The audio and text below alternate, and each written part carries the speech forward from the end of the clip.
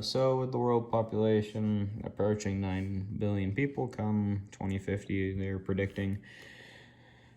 some people have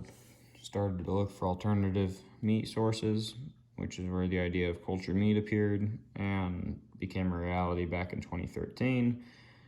Cultured meat is created by taking a muscle sample from a live animal, blood from a dead fetus, and then some sugar and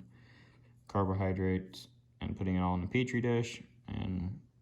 getting their little critter to grow into what the resemblance of a piece of ground beef would look like. The fetal bovine serum in the case of beef would be blood drawn from a dead fetus, which is a nutrient-rich source to feed the stem cells that they pull from the muscle sample to keep it growing. The only problem with this is that they're still going to need cattle or chickens or lambs or pork or whatever they decide to produce, whatever meat source they decide to produce. They're still going to need them to an extent to get the muscle sample, to get the fetus blood samples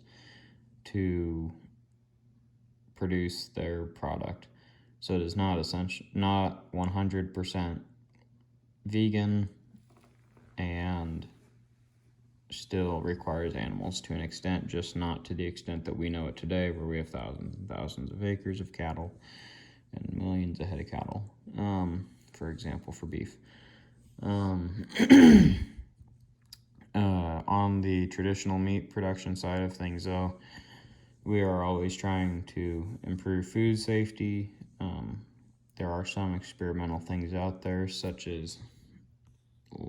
lactic acid, organic lactic acid, I believe it is, or lactic acid bacteria that help preserve the shelf life of meat once packaged, or implementing practices such as employees and their tools not being able to leave given areas of a processing plant to venture to the other area, which would result in cross-contamination, and stuff like that. Europe has raised the price on their beef in Germany in an effort to implement more safety practices in their processing facilities. I would say that I would stick with traditional meat because there's hundreds of years of practice and